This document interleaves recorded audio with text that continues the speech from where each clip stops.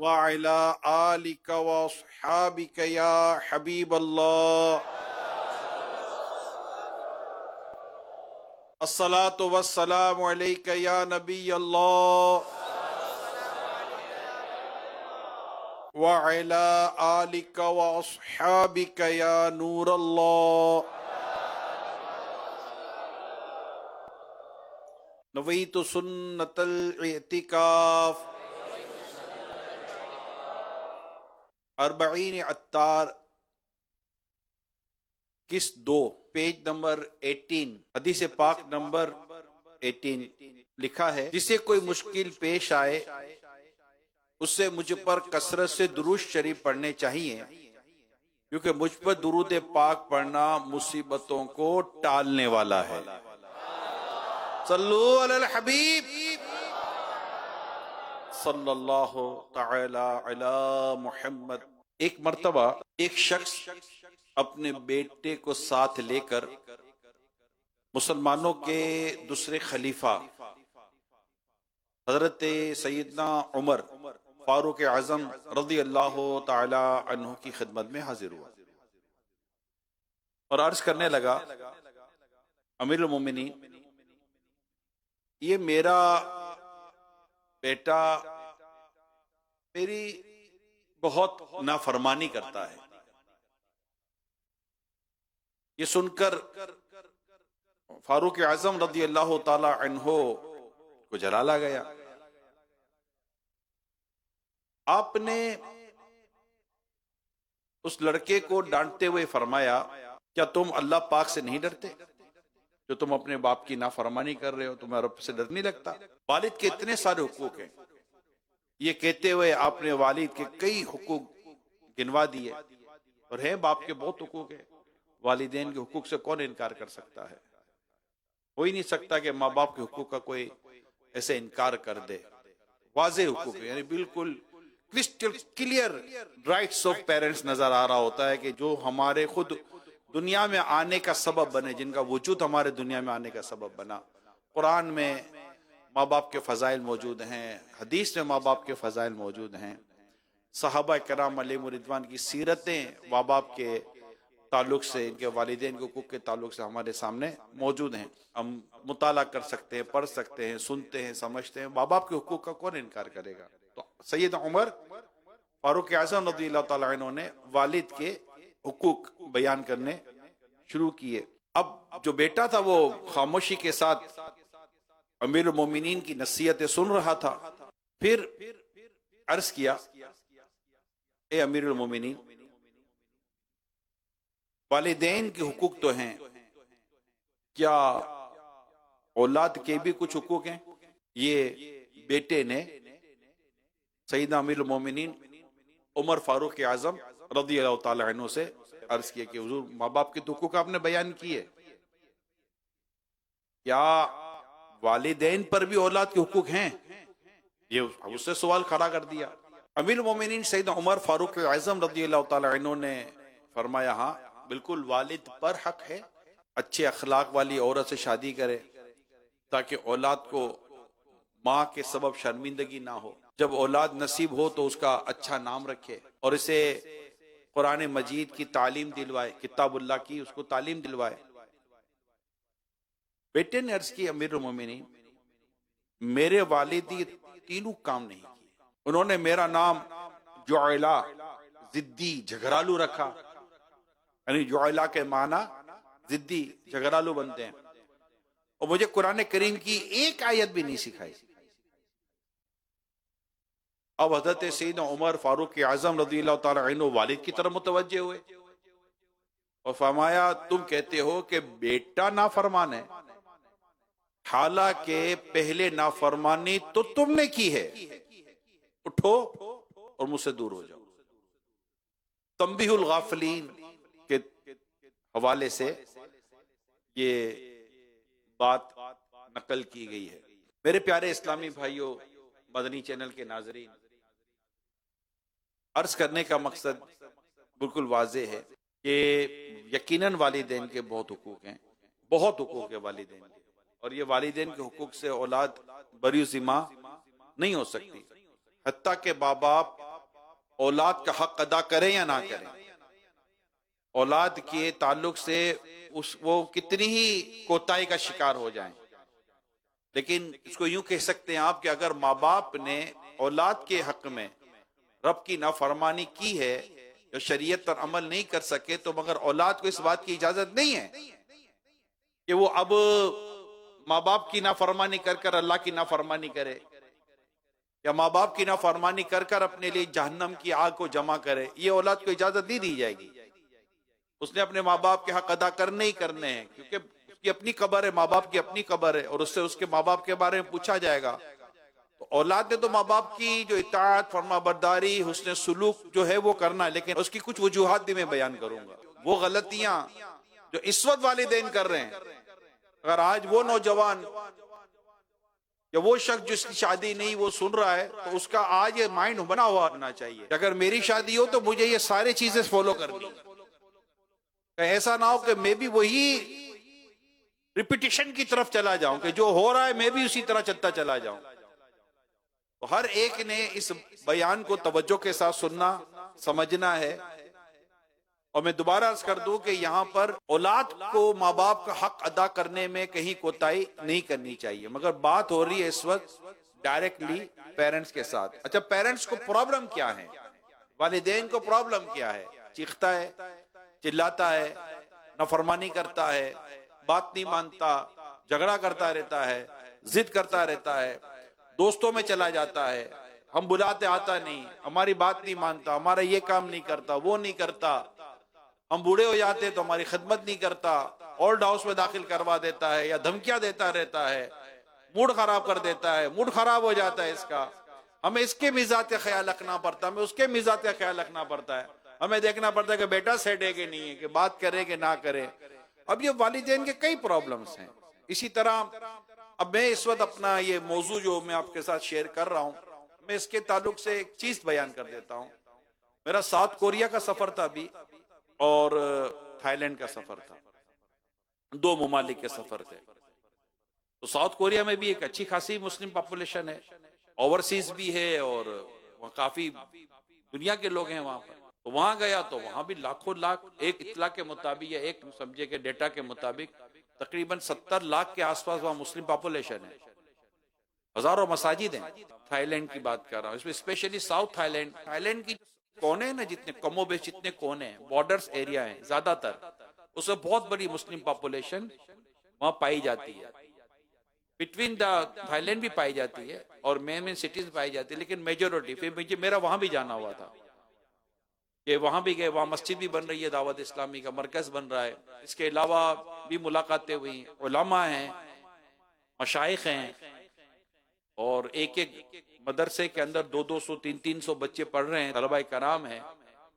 कई हजारों मसाजिद जिनमें अल्हम्दुलिल्लाह नमाज के बाद दुरूद सलाम पढ़ा जाता है।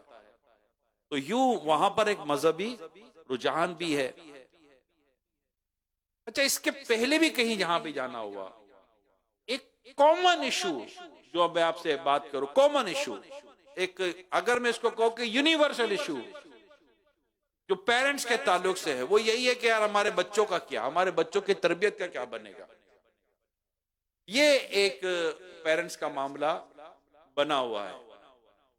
अब होता यह है कि पर्चियां आएंगी वालिदैन की तरफ से, इसी तरह का आता है कि औलाद का ये हो गया, औलाद का वो हो गया, औलाद हाथ से चली गई, औलाद यूं चली गई, अब जवाब नहीं देती, फला हो गया, फला हो गया। माज़अल्लाह कईयों के बच्चे शराबी हो गए, कईयों के बच्चे जुआरी हो गए, कईयों के बच्चे नशई हो गए, कईयों के बच्चे क्या, कईयों के बच्चे क्या। अच्छा, खाली बच्चों का, लड़कों का प्रॉब्लम नहीं है, बेटियों का भी मसला है। इमाम गजाली अलैहि रहमतुल्लाह वाली ने एक बड़ी प्यारी मिसाल एक पेश की है, वो मिसाल बयान करता हूं तो इंशाल्लाह पेरेंट्स के समझ में आ जाए, क्योंकि इसका असल में प्रॉपर जवाब ही एक ही बनता है जो मेरी नाक शक्ल में आता है, कि जब वालिदैन कहते हैं कि हमारे बच्चे नेक कैसे बने, तो उसका जवाब एक ही बनता है कि आप नेक हो जाओ तो बच्चे भी नेक बन जाएंगे। तो रॉकेट साइंस नहीं है बच्चों को नेक बनाने के लिए, मतलब जाहिर है उसमें फिर अल्लाह की मर्जी, लेकिन वालिदैन अपना काम तो पूरा करेंगे ना, कि ये वालिदैन ने अपनी जिम्मेदारी, अपना काम पूरा कर लिया, काम हो गया। हमें यहाँ इमाम गजाली रहमतुल्लाह ताला अलैह ने एक मिसाल बड़ी खूबसूरत बयान की है। वो मिसाल से मैं अपनी इस बात को मजीद क्लियर करने की कोशिश करता हूं। इमाम गजाली रहमतुल्लाह तआला अलैह फरमाते हैं कि एक मर्तबा दीवार पर नक्शो निगार बनाने, डिजाइन, पेंटिंग करने का एक मुकाबला हुआ। दो मुख्तलिफ टीम्स थी,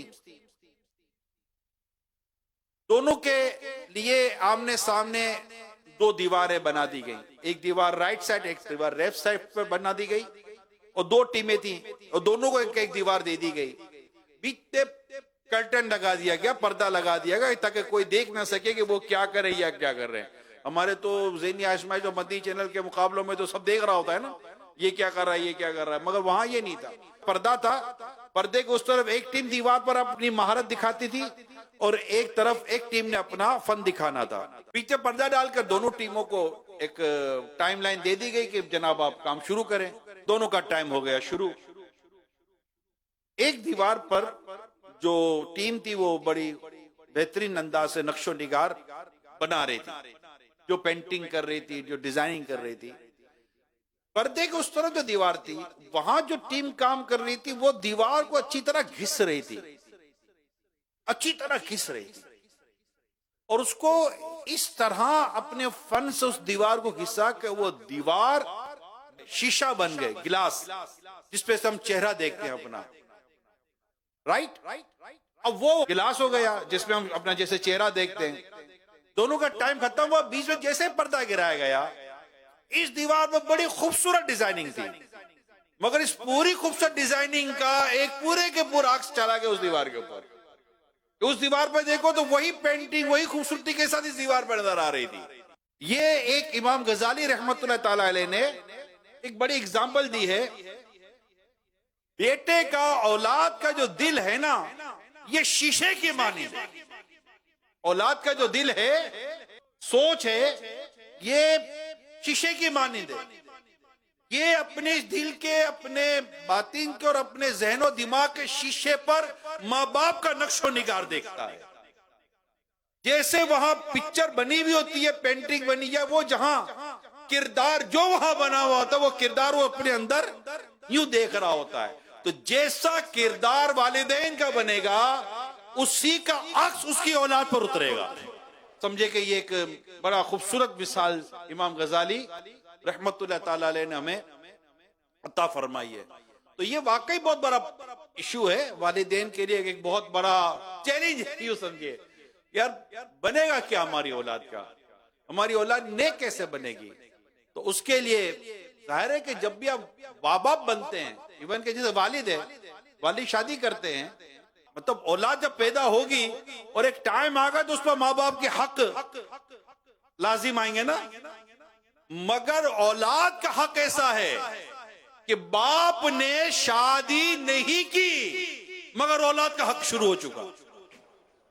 ये बात बड़ी क्लियर है, समझने की कोशिश कीजिएगा।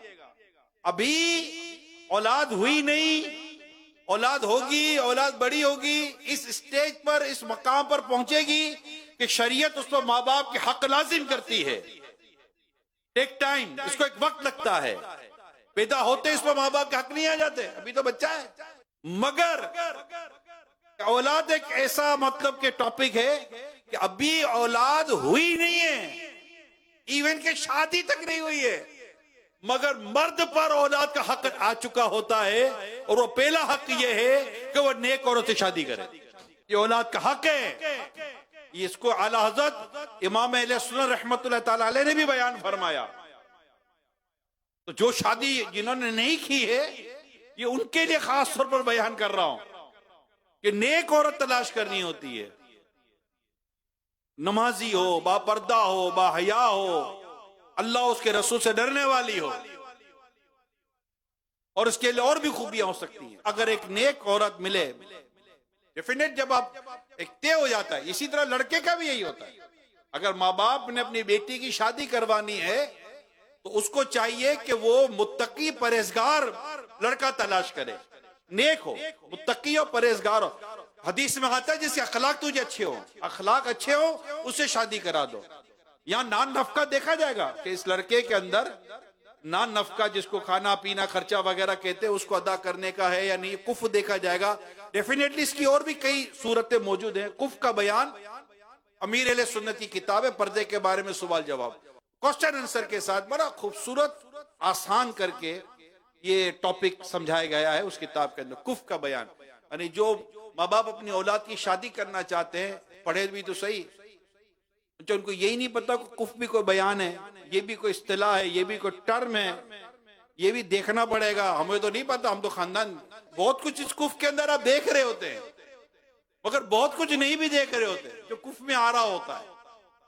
खैर, तो औलाद का जो हक है, जैसे ही शादी होती है तो ये बात माँ बाप की शुरू हो जाती है। और यूं कहे कि जो सूरह तहरीम में जो आयत है, आयत नंबर 6 बड़ी मशहूर है, जब से दावत इस्लामी में आए अल्हम्दुलिल्लाह ये आयत करीमा तो हमारे मुबल्लिगीन मुबल्लिगात आशिका रसूल सुन रहे होते हैं। या अय्युहल्लज़ीना आमनू कू अनफुसकुम व अहलीकुम नारुन वक़ूदुहन नास वल हिजारा। आसान तर्जमा कुरान कंजुल इरफान, ए ईमान वालों अपनी जानों और अपने घर वालों को उस आग से बचाओ जिसका ईंधन आदमी और पत्थर हैं।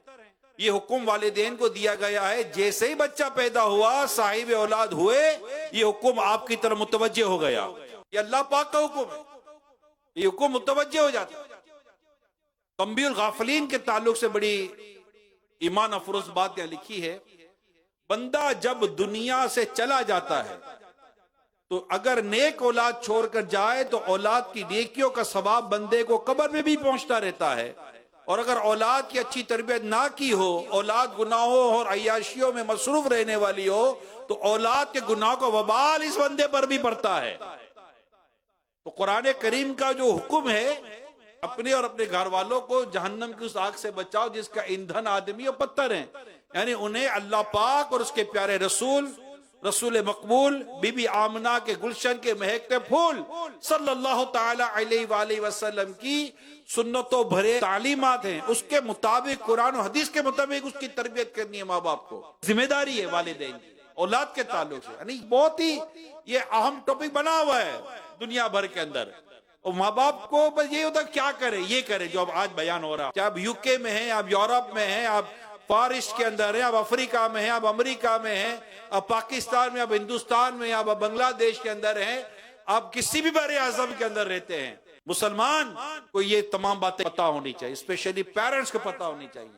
और जहां जहां ये भी बताता चलूं मैं, जहां जहां जिन ममालिक का जिन एरियाज का मैं नाम ले रहा हूं या नहीं ले सका, जहां भी पेरेंट्स ने इस्लाम की दी हुई इन उसूलों और तालीमात पर अमल किया है, अल्हम्दुलिल्लाह इनको औलाद का सुख आज भी मिल रहा है।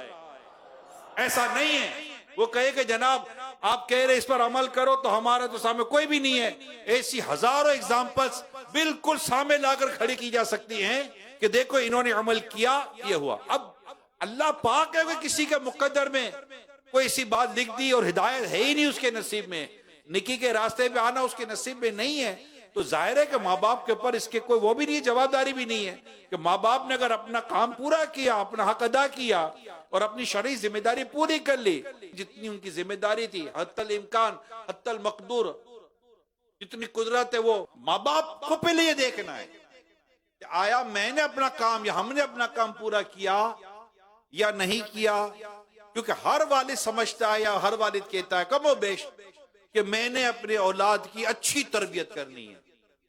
अच्छा, जब बच्चा पैदा होता है तो ये होता है अच्छी तरबियत करनी है। और भैया निसाब कहाँ है अच्छी तरबियत का, सिलेबस कहाँ है अच्छी तरबियत का? आपने कोई सिलेबस देखा, कोई निसाब देखा, कोई किताब देखी, कोई पेपर देखा? नहीं। मुझे हमारे मुफ्ती साहब की बात बड़ी प्यारी लगी, मैं उसको कोट कर रहा हूँ मुफ्ती साहब की बात को। मुफ्ती साहब के यहाँ मुफ्ती साहब हैं अल्हम्दुलिल्लाह, बहुत ही खूबसूरत और बड़े प्यारे मुफ्ती साहब हैं। उन्होंने खुद मुझे बताया कि मेरे यहां जब बेटे की विलादत हुई, मेरे यहां जब बेटे की विलादत हुई, मेरे यहां जब औलाद की विलादत हुई, तो मैंने एक बार फिर वालिद की जिम्मेदारियों का मुताला किया। कोई मुफ्ती साहब की बात मैं इसलिए कह के कोट कर रहा हूं कि मुफ्ती साहब कैसे, तो हम इस बात पर फतवा लें कि मुफ्ती साहब बाप बाप के हुकूक किया तो मुफ्ती साहब लिख कर दे देंगे, मगर मुफ्ती साहब की हुसासियत, मुफ्ती साहब की अप्रोच, मुफ्ती साहब का सेंसिबल होना और एहसास जिम्मेदारी किस तरह सामने आई कि फरमाते हैं कि मैंने एक बार फिर मुताला किया वालिदैन पर या वालिद पर क्या हक बनता है ताकि मैं कहीं कोताही ना कर बैठूं। अब बताइए, हमारे यहाँ बेटा पैदा हुआ, औलाद की विलादत हुई, खुशियां हुई, मैसेज चले, मुबारकबादें आई, माशाअल्लाह अजान हुई, बहुत खूबसूरत काम है। मुसलमानों में, दुनिया में कहीं भी ये बात आज भी मुसलमानों में बिल्कुल रची बसी हुई है, इससे मुसलमान पीछे नहीं है। ये अल्लाह का शुक्र है कि बच्चा जैसे ही पैदा होता है इसके कान में अजान दी जाती है। अच्छा, अब वेस्टर्न कंट्रीज के अंदर ये भी एक प्रॉब्लम है, वहां ये भी एक प्रॉब्लम मेरे सामने आया कि कई कई दिनों तो बच्चा दिया ही नहीं जाता, बच्चे के करीब जाया नहीं जाता, कोई इतना खास प्रॉब्लम होता भी नहीं है। अब इसको भी हमारे जो जिम्मेदार समझते हैं वो अल्हम्दुलिल्लाह ये प्रॉब्लम भी हल कर देते हैं। वो जब जाकर बात करते हैं कि ये हमारा मतलब कि मजहबी अंदाज है, ये हमारी एक तालीम है और हमारी इस्लामी तरबियत है, तो वो बेस नहीं करते इदारे वाले, एक रिलीजियस टॉपिक बन गया ना। मगर जिन वालिदैन की इस तरह भी सोच नहीं होती, नो प्रॉब्लम, कोई मतला नहीं है, जब बच्चा आएगा तब देख लेंगे, फिर रजान दी नहीं दी नहीं दी। अब ये अप्रोच की बात है वालिदैन पर कि वालिदैन के अपनी औलाद के ताल्लुक से as a Islamic point of view पर अप्रोच कितनी है, इनकी उस तरफ सोच कितनी है, बिगिनिंग है ना। तो अल्लाह करे कि हम अपनी औलाद की दुरुस्त तरबियत करने में कामयाब हो जाए। हजरत सैयदना जुंदुब बिन अब्दुल्लाह रज़ियल्लाहु ताला अन्हु फरमाते हैं, प्यारे आका सल्लल्लाहु ताला अलैहि वसल्लम की ज़ाहिरी जिंदगी मुबारक के जमाने में हम छोटे बच्चे थे, आप हमें कुरान सिखाने से पहले ईमान सिखाया करते थे। इब्ने माजा की हदीस सुना रहा हूं, आप सल्लल्लाहु अलैहि वसल्लम हमें कुरान सिखाने से पहले ईमान सिखाया करते थे। जब ईमान सीख लेते फिर कुरान सिखाते तो हमारा ईमान मजीद पुख्ता हो जाया करता था। क्या बात, डायरेक्शन है नहीं है, कितनी खूबसूरत डायरेक्शन है। यानी पता चला कि प्यारे आका सल्लल्लाहु अलैहि वसल्लम की सुन्नत है कि औलाद को सबसे पहले ईमान सिखाया जाए। अब आप कहेंगे ईमान कैसे सिखाएं? भाई ईमान सिखाना क्या है ये बता दिया जाए। बताता हूं ईमान सिखाना क्या है, औलाद की तरबियत, इसकी मश्क और इसकी एक्सरसाइज क्या होनी चाहिए। बच्चों को कलीमा सिखाएं। जो कुछ मैं बयान कर रहा हूं ये एज वाइज ग्रेजुअली होगा, बतदरीज होगा। जैसे जैसे उम्र जिस हिसाब तक वो पहुंचेगी बच्चे की उम्र, उसके मुताबिक ये वालिदैन को मैं जो बयान कर रहा हूं गोया कि एक हल्का फुल्का सा करिकुलम है, हल्का फुल्का सिलेबस है, हल्की फुल्की सी हमारी सोच है, हमारी अवेयरनेस है, हमारी मालूमात है। ओके ओके, जैसे जैसे बच्चा, अब बच्चा जैसे बोलना शुरू, अल्लाह अल्लाह अल्लाह, बेटा बोलो अल्लाह, बेटा बोलो अल्लाह, इसको अल्लाह बोलना सिखाएं, इसे कलिमा पढ़ना सिखाएं दुरुस्त। फिर एज वाइज इसको बुनियादी अकायद सिखाएं, बुनियादी अकायद की तरबियत दें। दोबारा कह दूं ये सब एज वाइज चलेगा। और इससे पहले मैं बयान कर चुका हूं, माँ बाप का जो किरदार होगा वो औलाद का अक्स में आ रहा होगा। तो सबसे पहले अब जब ये वालिदैन ये करने बैठते हैं ना जो मैं बयान कर रहा हूं, तो ये गोया के वालिदैन की अल्हम्दुलिल्लाह ये एक खूबसूरत सोच और एक तरबियत होती है। वहां फिर यही चीज हो रही होती है, बच्चे को यही सिखाया जा रहा होता है। पहले ये ईमान सिखाना की जो वजाहत है वो मैं बता देता हूं, ठीक है। उसको बुनियादी अकायद सिखाएं। मिसाल के तौर पर अल्लाह एक है, अल्लाह है, ये दोनों प्लस कर ले। नंबर एक, अल्लाह है और एक ही है। अब सब कह दे अल्लाह है और एक ही है, ये सिखाना है। इसमें दो चीजें बयान हो गई। जो अल्लाह के मुनकिर हैं कि अल्लाह है ही नहीं, नॉन बिलीवर्स जो बने हुए होते हैं, और ये इतना बड़ा फितना है कि मैं आपको बयान नहीं कर सकता। अल्लाह के वजूद का इनकार करने वाले धैर्यत है। और इसके अलावा इस मौजू में इतने फितने बरपा हैं कि अल्लाह की पनाह। और याद रखिए जितना सोशल मीडिया और मॉडर्न टेक्नोलॉजी और मॉडर्न टूल्स का सिलसिला बढ़ रहा है, उसी कदर ये एहतियातें हमें बढ़ाते रहना पड़ेगी। ये याद रखिएगा। जो एजुकेशन को समझ रहे हैं और करंट एरा का जो एजुकेशन सिस्टम है, तो इसको समझ रहे हैं, जो करंट एरा का जो मीडिया सिस्टम है जो इसको समझ रहे हैं, उनके लिए ये मेरी बातों को समझना ज्यादा मुश्किल नहीं होगा कि जब बच्चा बाहर निकलता है और उन बच्चों के साथ पढ़ता है जो बच्चे नॉन मुस्लिम हैं, या उनके साथ पढ़ता है कि जो बिल्कुल आउट ऑफ बॉक्स हैं, बिल्कुल अलग हैं, उनके घरों का माहौल ही अलग है।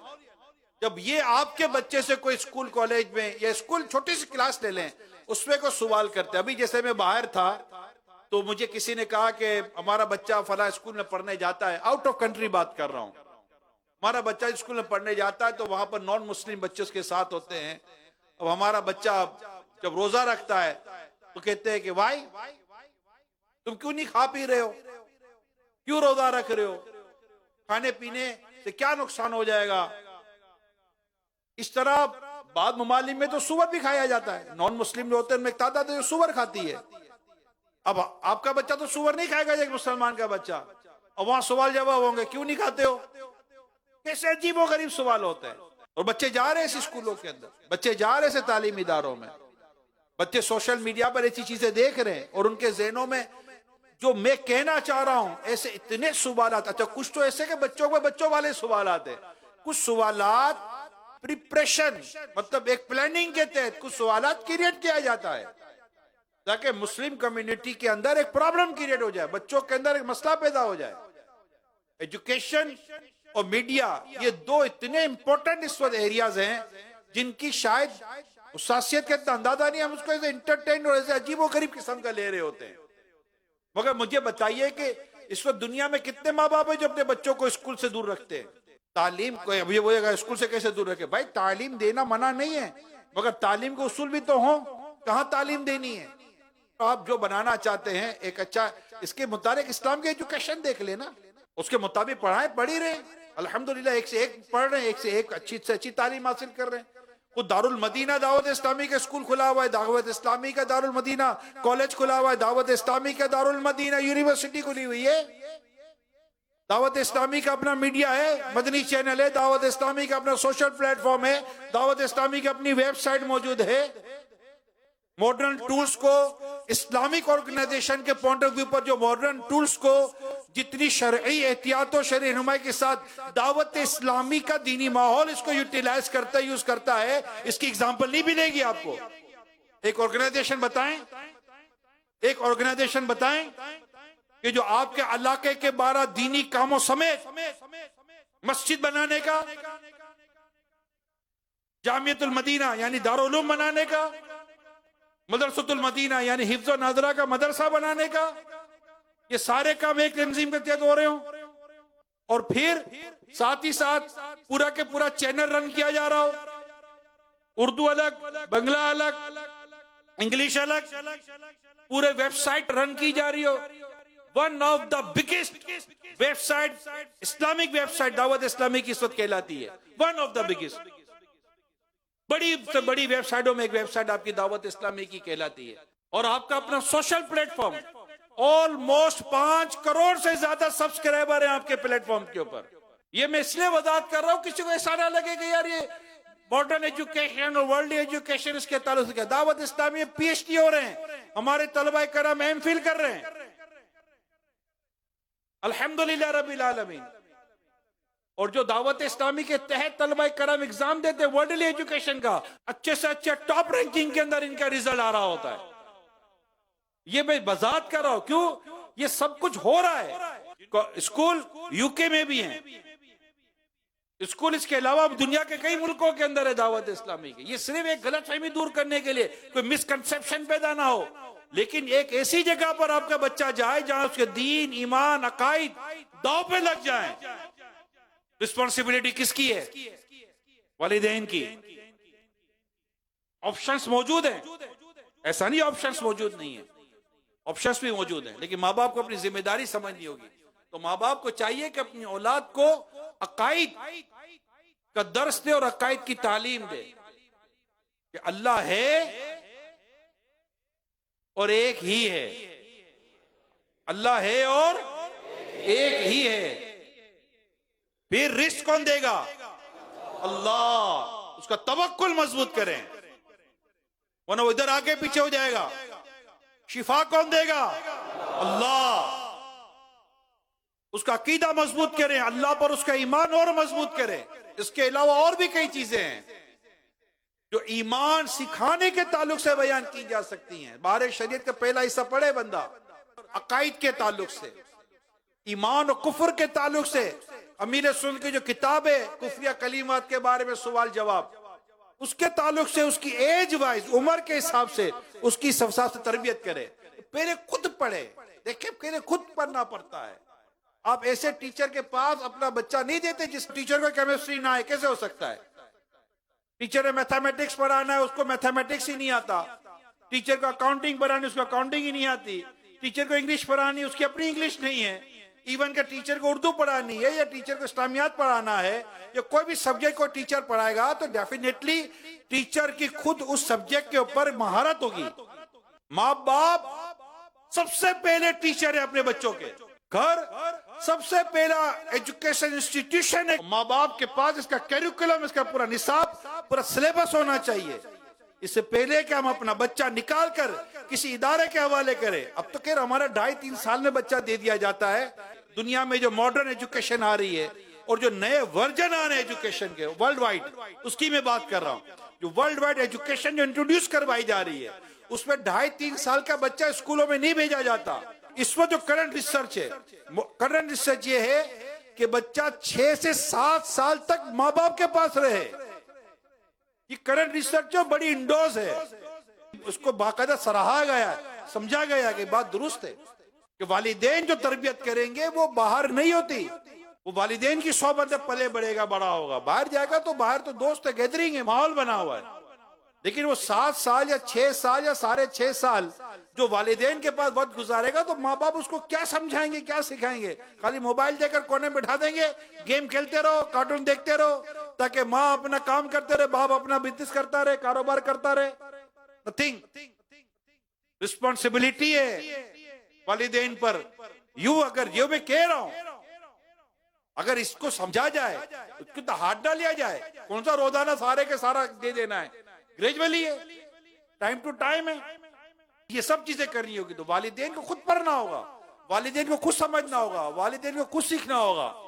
अब माँ बाप कहेंगे कहाँ, चलो आपका पाकिस्तान है, आप में तो चलो आपके पास रास्ते हैं, हमारे पास तो रास्ते नहीं है। पाकिस्तान में भी रास्ते तो कौन से सब पढ़ रहे हैं भाई? ये तो अल्लाह की जिसको तौफीक होती है वही पढ़ता है, चाहे पाकिस्तान हो या इंग्लिस्तान हो। तो अल्लाह की जिसको तौफीक होती है वही पढ़ता है। गली गली मस्जिदें बनी के सारे नमाजी आ गए, कि सारे मस्जिदों में आ गए नमाज पढ़ने के लिए। ये तो अल्लाह की जिसको तौफीक होती है वो इस तरफ आ जाता है। खा वो पाकिस्तान में रहता हो, हिंदुस्तान में रहता हो, इंग्लिस्तान में रहता हो या कहीं भी रहता हो, अल्लाह की तौफीक का होना बहुत जरूरी है। और दावत इस्लामी ने हमें मौके दिए हैं।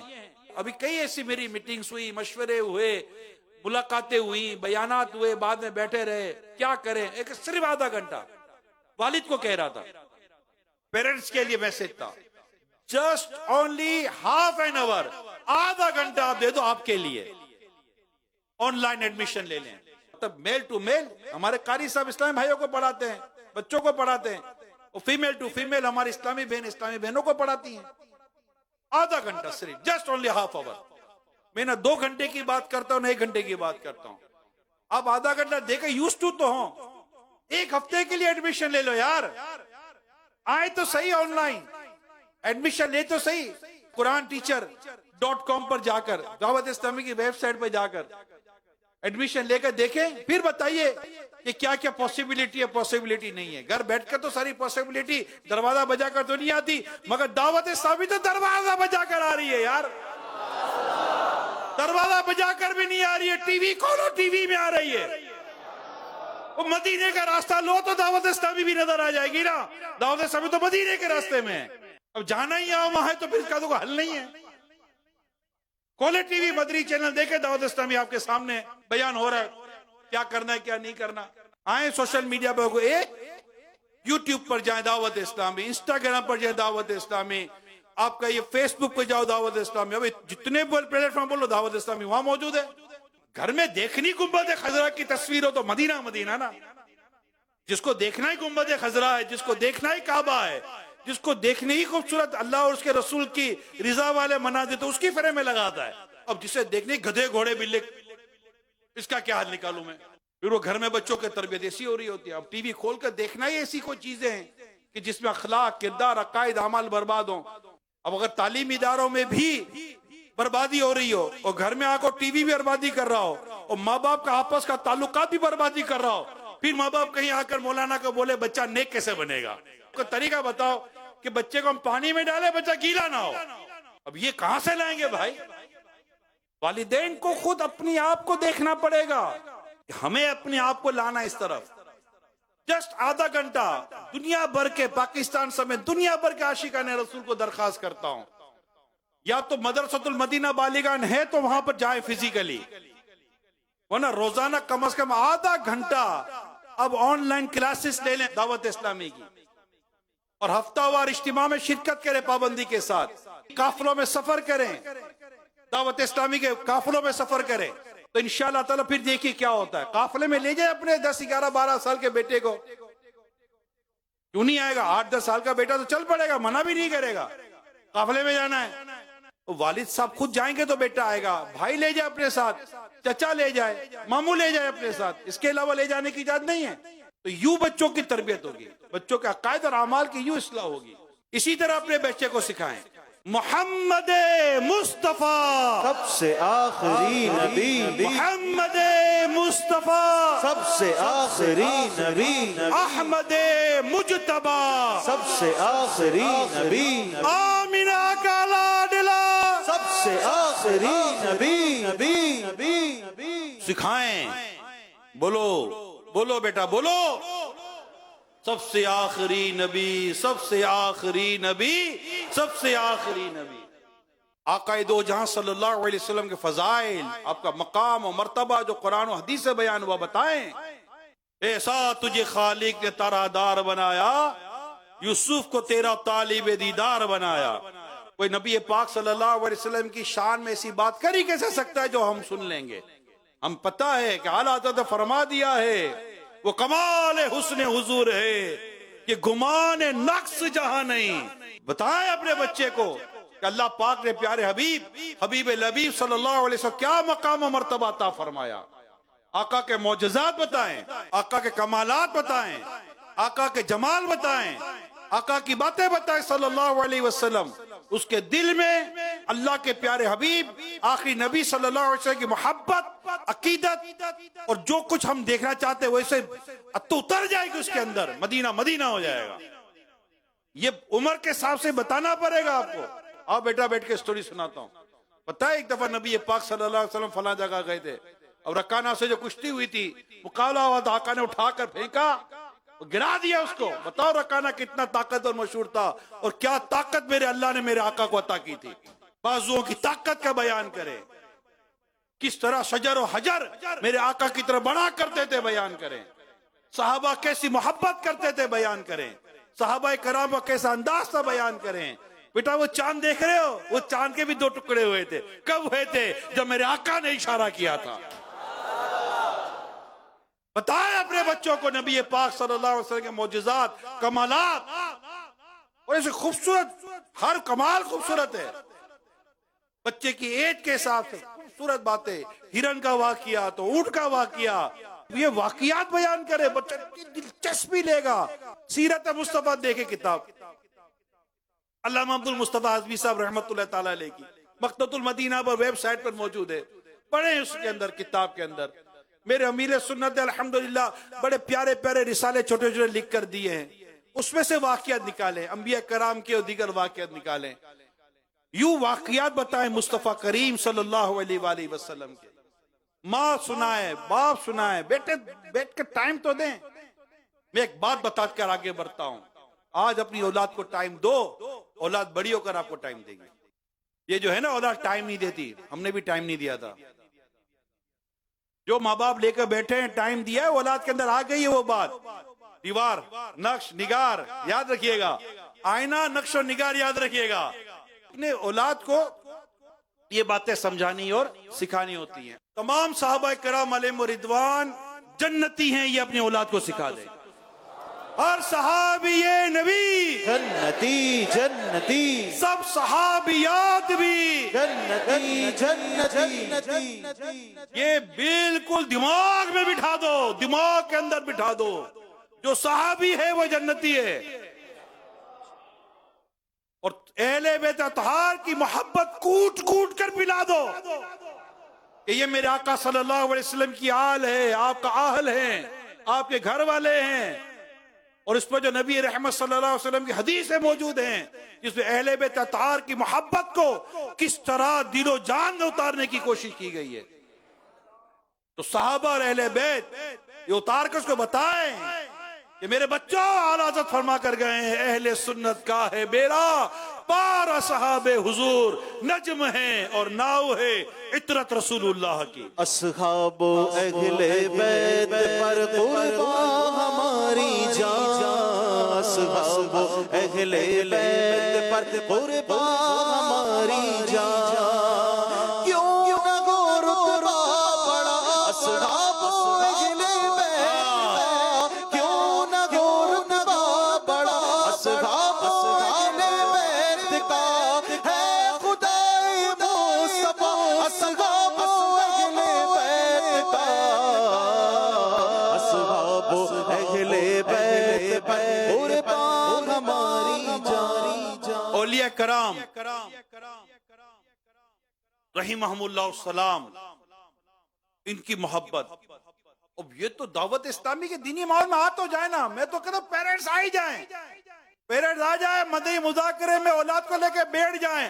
आपका काम आना और बैठना है, बाकी काम मेरे अमीर सुन्नत के हवाले कर दो ना।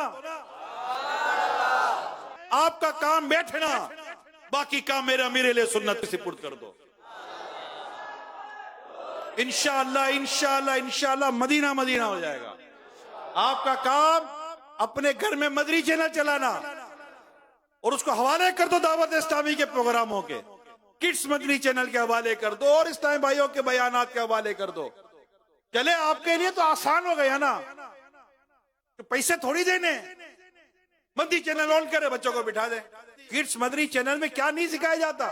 सोशल मीडिया मदनी चैनल खोल के दे दे, हमारे जो प्रोग्राम है ये सब खोल के दे दे, बच्चा देखता रहेगा, सीखता रहेगा, मुस्कुराता रहेगा, झूमता रहेगा, आपका काम भी होता रहेगा। औलिया कराम की मोहब्बत गोल गोल कर पिलाएं और सिखाएं। बेटा जब अल्लाह का नाम लो, अंबिया कराम का नाम लो और खुसूस इमामुल अंबिया का जब जिक्र करो, सहाबा कराम का जब जिक्र करो, औलिया कराम का जब जिक्र करो, औलिया कराम कौन होते हैं, वली कौन होते हैं, इसके बारे बताएं, तो कहे बेटा उस जबान से बेअदबी वाला अंदाज ना हो, बड़े चुन चुन का लफ्ज निकाले, खुद निकाल कर बताए कि बेटा देखो अंबिया कराम अलैहिस्सलाम का नाम ऐसे लेते हैं, रसूल अकरम नूर मुजस्सम सल्लल्लाहु अलैहि वसल्लम का नाम ऐसे लेते हैं, सहाबा कराम का जिक्र तो नाम ऐसे लेते हैं, औलिया कराम का जिक्र तो नाम ऐसे लेते हैं। नाम लेने में अदब का, एहतराम का, ताज़ीम का जो अंदाज, खूबसूरत खूबसूरत अल्फाज होने चाहिए, उसकी तालीम अपनी औलाद को दें। इसको कहते हैं अपने बच्चे को ईमान सिखाना। ईमान सिखाना है अपने बच्चे को, जैसा मैंने हदीस पाक में आपको बयान किया। फिर अपनी औलाद को जो दूसरी चीज सिखानी है वो कुरान करीम हदीस पाक में है, वालिद पर औलाद के 3 हुकूक, इसका अच्छा नाम रखे, इसको कुरान की तालीम दिलवाए, और नंबर 3 जब बड़ा हो जाए तो इसका निकाह कर दे। ये वालिद के 3 हुकूक हदीस पाक में बयान हुए। इसमें अच्छा नाम ये रखे, नबी पाक सल्लल्लाहु अलैहि वसल्लम की अदा पर गौर करें। आए है आका सल्लल्लाहु अलैहि वसल्लम के यहाँ जब शहजादे की विलादत हुई तो आपने अपने शहजादे का नाम रखा इब्राहिम। क्या नाम रखा? इब्राहिम। और फरमाया मैंने अपने बेटे का नाम अपने वालिद इब्राहिम अलैहिस्सलाम के नाम पर इब्राहिम रखा है। अब इधर उधर के नाम लेके आते हैं, या कोई अच्छा नाम दो। भाई क्या अच्छा नाम दे? मोहम्मद से अच्छा भी कोई नाम है? मोहम्मद से अच्छा भी कोई नाम है? मोहम्मद से अच्छा कोई नाम है? लगाते हैं नारा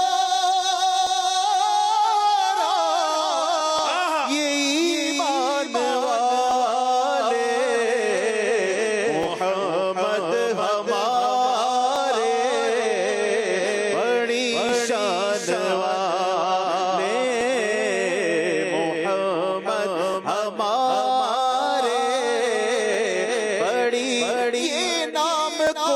काम बिगड़ने नहीं देता, अरे बिगड़े भी बना देता है।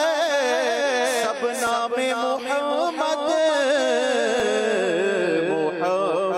हमारे बड़ी शान नाम मोहम्मद मद कितना मीठा मीठा लगता है।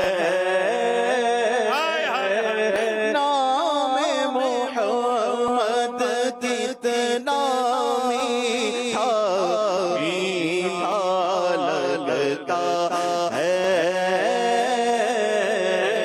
प्यारे नबी का जिक्र भी हमको प्यारा लगता है।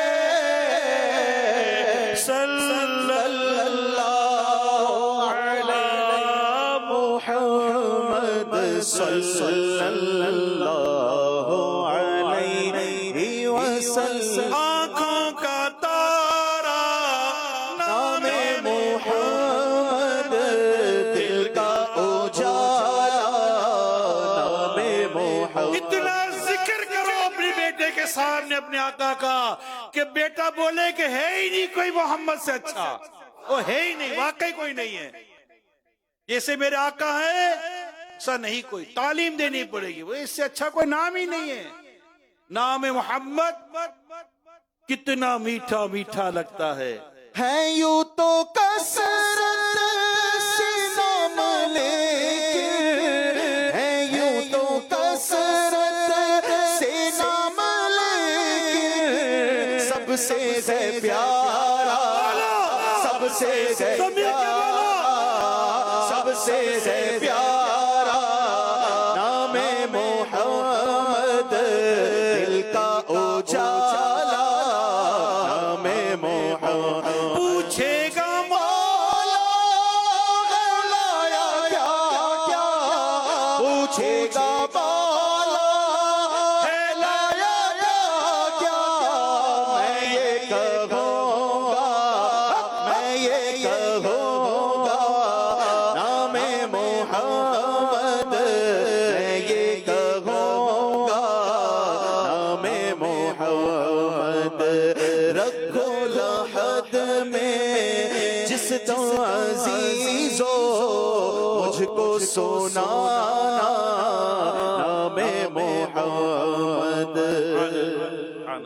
अपने रजा पे कुर्बान जाओ, मुर्शिद पिया पे कुर्बान जाओ। जिसने सिखाया, जिसने सिखाया, जिसने सिखाया नाम मोहम्मद, जिसने सिखाया नाम मोहम्मद। और भी इतने सारे फजाइल हैं मोहम्मद नाम रखने के। तो नाम रखे क्या? मोहम्मद। और उसके बाद पुकारने के लिए अच्छे से अच्छा नाम लेके किताब दावत इस्लामी ने नाम की शाया कर दी है, नाम रखने के अहकाम। उसमें को सैकड़ों नाम है, अंबिया कराम, साहबा कराम, साहबियात, औलिया कराम, कुनियत उसमें जिक्र की गई हैं। बोले वो नाम है जो कभी जिंदगी में आपने नहीं सुने होंगे। नाम इसकी निस्बत किनसे है और इस नाम का मतलब क्या है, रखें, देखे भी तो सही ना। इतनी प्यारी किताब दी है, तो अच्छा नाम रखना है। और फिर बच्चे को कुरान सिखाना है। क्या सिखाना है? कुरान। कुरान की तालीम देनी है कि बच्चा दुरूस्त कुरान पढ़ता हो, दुरूस्त कुरान जानता हो, कुरान की दुरूस्त तालीम दे। मेरा बच्चा ये बनेगा, मेरा बच्चा वो बनेगा, मेरे जब ये बनेगा, बाद में बात करेंगे। बच्चा अच्छा कुरान पढ़ने वाला बन जाए भाई, बच्चा अच्छा कुरान पढ़ने वाला बन। बच्चे का कुरान, अब भी कई घरों में कुरान पढ़ाने का निजाम है, लेकिन वालिदैन की जो तवज्जो इस पर होनी चाहिए नहीं है। कुरान खुद भी पढ़ेंगे तो बच्चा भी पढ़ेगा, खुद देखेंगे तो देखेगा। 2-3 बयान में ये मैंने देखा कि लोग हैरत में आ गए, झटका लगा। ताली कितने लोग होंगे जिन्होंने 1-1 महीना हुआ कुरान देखा भी नहीं होगा, झटका लगा। तो देखा, झटका लगा। कितने लोग होंगे, नौजवान, कितने नौजवान होंगे, कितने लोग होंगे जिन्होंने अभी तक कुरान देखा ही नहीं होगा, महीना, 1.5 महीना, 2 महीने हो गए, 6 महीने हो गए जब से मुल्क से बाहर आए। मुल्क से बाहर भी था मैं, मुल्क से बाहर आए, कुरान देखा ही नहीं है। यानी कुरान देखना एक बात, चूमना दूसरी बात, खोलना तीसरी बात, पढ़ना चौथी बात, दुरुस्त पढ़ना पांचवी बात। पढ़ेंगे तो अमल करेंगे, आगे की सारे मामला आते हैं। देखा तक नहीं है कुरान को। मैं तो उन बेटियों से बात करता हूँ जिनकी शादियां हुई और वालिद ने बड़ी खूबसूरती के साथ बड़ा खूबसूरत कीमती ज्यादा हदिये वाला कुरान करीम लेकर दिया था बच्ची को। पहले आपके घर जाने से पहले वालिद की ख्वाहिश थी कि कुरान करीम घर चला जाए, बरकत मिलेगी। मैं उस बेटी को पूछता हूँ जिसके वालिद साहब ने इतना खूबसूरत कुरान, प्यारा कुरान आपको तोहफे में दिया, बल्कि आपको तो कुरान के नीचे से निकाला था, कुरान के साए में निकाला था। अगर बेटी को याद हो जाए तो हाँ याद तो आ रहा है कुछ। बेटी कुरान कहाँ है? वो तो कुरान कहाँ रखा हुआ है? किस डब्बे में? अलमारी में कहाँ ऊपर रखा हुआ है? किस तरफ रखा हुआ है? देखा तो नहीं, दिया तो था अब्बू ने, ये नहीं याद पता कहाँ रखा हुआ है। बेटा कुरान खोला नहीं? वो जब से शादी हुई है कुरान नहीं खोला, क्योंकि अब्बू ने शादी से पहले ही कुरान नहीं खुलवाया था। इससे चोट कर रहा हूं जाने के। यार ऐसी कौन सी हमारी जिंदगी की रूटीन आ गई कि हम कुरान नहीं खोल रहे? मेरी बात समझिए। कुरान जिसे रोज पढ़ना चाहिए था, जिसे हमें रोज देखना चाहिए, जिसे हमें रोज चुभना चाहिए, उसे रोज सीने से लगाना चाहिए, रोज आंखों से लगाना चाहिए था। मैं कुरान को सर पे रखता, मौला इसका सदका मेरे दिमाग के मामला को पाकीज़ा कर। मैं आंखों से लगाता, अल्लाह इसका सदका मेरी आंखों को पाकीज़ा कर। मैं इसको सीने से लगाता, मौला मेरे सीने से दुनिया की मोहब्बत, मेरे दिल से दुनिया की मोहब्बत दूर कर। इसको सीने से लगाता, चुपका कर रखता, इसकी बरकतें लेता, मैं इसका फैजान लेता। मगर कुरान देखे दिन गुजर गए। कुछ नसीब हो ए मदरसतुल मदीना बालिगान में जाने वालों, कुछ नसीब हो जो तुम्हें रोजाना कायदा और कुरान देखने की सआदत मिल रही है। एहसान मानो दावत इस्लामी का। मदरसतुल मदीना में पढ़ने वालों, जामिअतुल मदीना में पढ़ने वालों, खुश नसीब हो जो कुरान पढ़ने देखने का मौका मिल रहा है। मगर इनकी तादाद कितनी? मगर वो करोड़ों मुसलमान जो दुनिया में जी रहे हैं, वो मर्द खवातीन मुसलमान जो दुनिया में जी रहे हैं, वो स्टूडेंट्स जो कॉलेज यूनिवर्सिटीज के अंदर ऑल ओवर द वर्ल्ड मुस्लिम पढ़ रहे हैं, स्कूलों में पढ़ रहे हैं, उनको पूछो किस रब का कलाम देखे कितना टाइम हुआ? अरे ये भी याद है कि मेरे रब का कलाम कुरान करीम घर में कहाँ है? अरे ये भी है कि नहीं कि घर में है भी या नहीं मेरे रब का कलाम कुरान? ये भी तो देख लो। कुरान में घर में कुरान ही ना हो, न घर में कुरान, न पढ़ने में कुरान। ए मुसलमान, कुरान से इतनी दूरी, और फिर कह रहे हालात। दर्स कुरान अगर हमने ना भुलाया होता, ये जमाना ना जमाने ने दिखाया होता। होना तो यही चाहिए था कि माँ रोज कुरान पढ़े, वालिद रोज कुरान पढ़े और बच्चा रोज कुरान पढ़े, घर से निकलते वक्त कुरान पढ़े। अल्हम्दुलिल्लाह कईयों को नियतें कराई हैं, लेकिन बस जब नियत करते होंगे यकीनन सच्चाई होगी, यही कह सकते हैं। भाई घर से निकलते वक्त कुरान पढ़ के निकले, बावजू घर से निकले, रोज घर से तो निकलते हैं ना। पढ़ने से पहले 2 मिनट 3 मिनट तो मेरे रब का कलाम हाथ में ले लो। ऐसे मकाम पर रखे जहां आपको आते जाते कुरान करीम की जियारत तो होती हो, ये मेरे रब का कलाम है। बावजू छूना जरूरी है, बेवजू नहीं छू सकते कुरान को, मगर बेवजू तिलावत कर सकते। हाँ गुस्ल फर्ज हो तो फिर तिलावत भी नहीं हो सकेगी। तो बावजू हो कुरान ले, हाय हाय चूमे सीने से लगाए, या अल्लाह इसके अहकाम मेरे सीने में उतरते। इसका फैसला इबादत में, रियाज़त में, तिलावत में लगा दे दिल। इबादत में, रियाज़त में, तिलावत में लगा दे दिल। रजब देता हूँ फरमा दे करम मौला रजब का वास्ता देता हूँ फरमा दे करम। हाय हाय, इबादत के भी क्या कहने, इबादत की आदत और इबादत के फायदे बयान करूं। मौला नकी अली खान जो आला हज़रत के वालिद माजिद हैं रहमतुल्लाह ताला अलैह फरमाते हैं, जो इबादत करता है अल्लाह पाक उससे मोहब्बत फरमाता है, उसे अज़मत मिलती है, उसके काम संवरते हैं, मुश्किलात में इसकी मदद की जाती है, दुश्मन के शर से बचाया जाता है, उसके दिल से वहशत दूर की जाती है, उसे बुलंद हिम्मत अता की जाती है, उसका दिल वसी हो जाता है, वो इल्म बआसानी सीख लेता है, मखलूक के दिल में इसकी मोहब्बत डाली जाती है, इबादत गुजार मुस्तजाब दावत हो जाता है, यानी इसकी दुआ कबूल होती है। इबादत से रूह को ताजगी और कुव्वत मिलती है। तिब्बा यानी डॉक्टर्स के नजदीक सेहत की हिफाजत के लिए इबादत से बेहतर कोई चीज नहीं। जो शख्स रियाजत करता है उसका दिल खुश और बदन चुस्त रहता है। इबादत गुजार मौत की सख्ती से महफूज रहेगा, इसे ईमान पर साबित कदमी नसीब होगी, इसे जवार रहमत में जगह मिलती है, फरिश्ते उसे कब्र के अजाब से बचाते, नकीरैन के सवालों के जवाब सिखाते, उसकी कब्र को रोशन और खुली कर दी जाती है, कयामत के दिन उसे ताज पहनाया जाएगा। इबादत गुजार मैदान महशर में बुराक पर सवार होकर आएगा, उसका हिसाब ना होगा, हुआ भी तो आसानी से लिया जाएगा, उसे हौज़े कौसर से पानी पीना नसीब होगा कि फिर कभी प्यास ना लगेगी। इबादत गुजार पुल सिरात पर आसानी से गुजरेगा, रिज़ा इलाही नसीब होगी। इबादत गुजार रोज़े क़यामत अर्श इलाही के साए में जगह पाएगा, रोज़े क़यामत उसे दीदार इलाही नसीब होगा और ये नेमत सबसे अफजल नेमत होगी।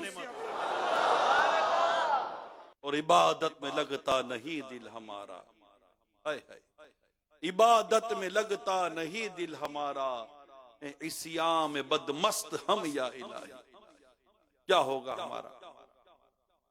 कमर तोड़ी है इस्या ने, दबाया नफ्स और शैतान ने, रजब का वास्ता पर करम फरमा करम मौला।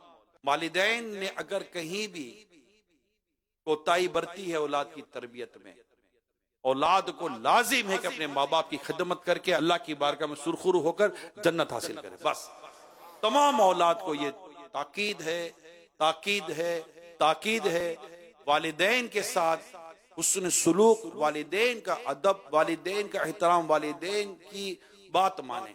कहते ना कि वो अल्लाह ने उसको बड़ा मतलब कि इज्जत मकाम और मर्तबा दिया, तो उसने एक दिन घर बैठा था, अपनी माँ से कहने लगा, माँ तो दुआ नहीं करती। क्या माँ तो दुआ नहीं करती, वहां दुआ क्या कर। तो माँ ने मुस्कुराते हुए बेटे को देखा कि बेटा खुद को देख, तेरा मकाम देख, तेरा मर्तबा देख, तेरा हाल देख। तुझे लगता है कि मैं दुआ ना करती तो तू यहां होता? तुझे लगता है कि मैं दुआ ना कर रही तो यहाँ इज्जत मिली है किसी को? दुनिया में अगर कोई अच्छी इज्जत मिलती है, अल्लाह उसके रसूल की रिजा वाली इज्जत मिलती है, उसका मकाम होता है, मर्तबा होता है, तो माँ बाप की दुआ से होता है। माँ बाप की दुआ ना हो तो कुछ मिलता नहीं है। वालिद राजी रब राजी, वालिद नाराज रब नाराज। औलाद को माँ बाप के साथ हमेशा उससे सलूक करना चाहिए। वबिल वालिदैनि इहसाना, अल्लाह पाक ने बिल्कुल वाज़ेह तौर पर फरमा दिया।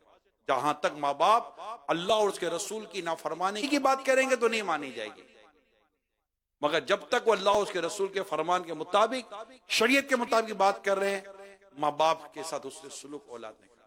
और मैं हाथ जोड़कर वालिदैन से दरखास्त करूंगा, चंद बातें बयान की हैं, खुदारा इनको देख लें, समझ लें, पढ़ लें, इस बयान को बार बार देखें। दावत इस्लामी के इज्तिमात में आए, दावत इस्लामी के बयानात सुने, अमीर सुन्नत के बयानात सुने, वालिदैन को अंदाजा हो जाएगा कि हमारी गलतियां कहाँ हैं, हम कहाँ कुछ कर रहे हैं, इस पेंटिंग में हमसे गलती हुई है, हम ही ने इसको सही ड्रॉ नहीं किया, वरना ये ऐसा ना होता।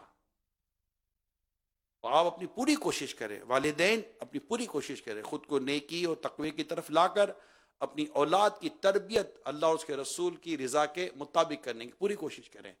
अब अगर उसके नसीब में हिदायत नहीं है, खुदा ना खास्ता, तो फिर नसीब कम से कम माँ बाप वालिदैन खुद को बरी ज़िम्मा करें, मेरी दरखास्त है, बरी ज़िम्मा करें। कि हमने अपने तौर पर अपनी औलाद को नेक बनाने और अल्लाह की रजा के मुताबिक उसकी तरबियत करने की कोशिश की। बरी ज़िम्मा कर लें खुद को, और हमने ये कर लिया। जो हम कुछ कर सकते थे हमने कर लिया। उसको रिज़्क़ हलाल खिलाया, उसकी तरबियत कुरान और सुन्नत के मुताबिक की। हमने कोशिश की, हमने घर में माहौल भी ऐसा रखा, हमने ऐसी कोई चीज़ को दी नहीं। हमने इसकी सोबत का भी ख्याल रखा, इसकी तरबियत का ख्याल रखा, इसकी तालीम का ख्याल रखा। ये इसको पढ़ाना कहाँ है, इसको बिठाना कहाँ है, इसको रखना कैसे है, किसके साथ मिलने देना है, किसके साथ नहीं मिलने देना। हमने आपस में जो मियाँ बीवी है, हमने अपना माहौल कैसा रखा। हमने अपने तौर पर, ये ओवरऑल बात कर रहा हूँ, कोशिश की कि हमारे घर के अंदर उसको मक्का दिखाए, मदीना देखे, इसको इसके अंदर अल्लाह उसके रसूल की मोहब्बत बढ़ाने, इसको कुरान पढ़ाने, घर में कुरान की तिलावत करने। फिर हर माह में 11वीं करते रहे, ख्वाजा की छठी मनाते रहे, आका की 12वीं मनाते रहे। हमने मेराज भी मनाई। हमने सारे ये नेकी के जो काम थे, शब बारात भी घर में मनाते रहे कि बच्चे की सोच बन जाए, मामूलात अहले सुन्नत को समझे, अकायद अहले सुन्नत को समझे, वो सब कुछ समझे। हमने अपने तौर पर पूरी कोशिश की, अल्हम्दुलिल्लाह हत्तल इम्कान कोशिश की कि हमने कोशिश की अल्लाह की रज़ा और उसकी मदद से, अल्लाह की रज़ा के मुताबिक। अब आगे नसीब, फिर नसीब, क्योंकि ये लाजिम नहीं है कि औलाद नेक होगी तो माँ बाप नेक होंगे, या माँ बाप नेक होंगे तो औलाद भी नेक होगी। ये स्केल ही नहीं है, ये तोलना ही दुरुस्त नहीं है, ये लाजिम नहीं है। लेकिन बरी ज़िम्मा हो जाए, जो हत्तल मकदूर की कैद होती है ना, कि मैंने ताकत भर अपनी कोशिश की, और अल्लाह जानता है किसने ताकत भर की और किसने नहीं की। ये अल्लाह पाक का पर बहुत बड़ा एहसान है कि हमें अल्लाह पाक ने ये अता किया, शरीयत का जो हुक्म है, ताकत भर, जो अल्लाह ने तुम्हें ताकत दी उसके मुताबिक कोशिश की। तो ये चीज़ें अल्लाह करे हम समझने में कामयाब हो जाएं। अल्लाह पाक अमल करने की तौफीक अता फरमाए। आमीन बिजाही खातमी नबीयीन सल्लल्लाहु तआला अलैहि वसल्लम। मैं मुबल्लिग बनूं सुन्नतों का, खूब चर्चा करूं सुन्नतों का, हो करम बहरे खाके मदीना। अल्लाह की नेमत है ये दावत इस्लामी, आका की इनायत है। Who's the dominant all over? Allahu Allah Allah. ये Dawat Islami. And who is Muhammad sallallahu alaihi wasallam? He is the last prophet of Allah subhanahu wa ta'ala. Anybody else, even after the program. In Islam, there is no force. It is an invitation. कमोबेश 1100 से ज्यादा लोगों ने एक ही इज्तिमा में इस्लाम कबूल किया। Muhammadur Rasulullah sallallahu alaihi wasallam.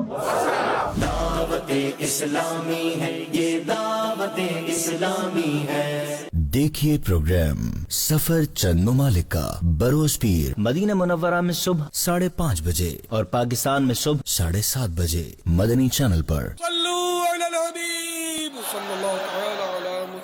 मुझे अपनी और सारी दुनिया के लोगों की इस्लाह की कोशिश करनी है इंशाअल्लाह।